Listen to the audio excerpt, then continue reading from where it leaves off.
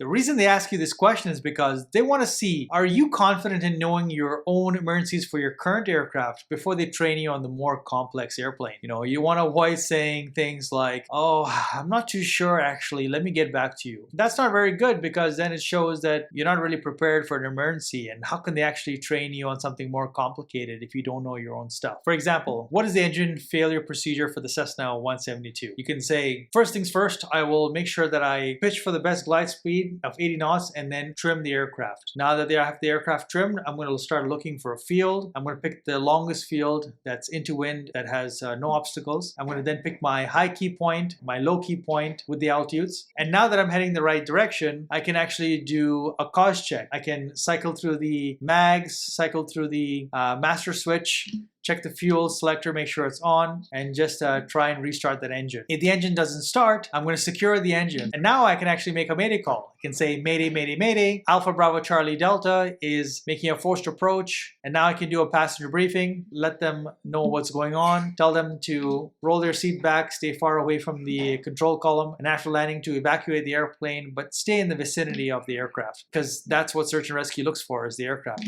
And right before landing, we'll just crack open the doors to ensure that it doesn't get stuck. So what they're looking for is that you're confident in actually knowing emergency procedures. And a lot of times you'll notice is that they'll start laughing. They'll say, haha, you know what, I don't even know what the answer to that question is for your aircraft. I haven't flown it in 15 years. I just wanted to see that you knew it. So I would recommend you studying the engine fire procedure as well as the engine failure procedure. Those two seem to be the most common ones. But they could ask you anything else, so just be prepared and know your own emergency procedures.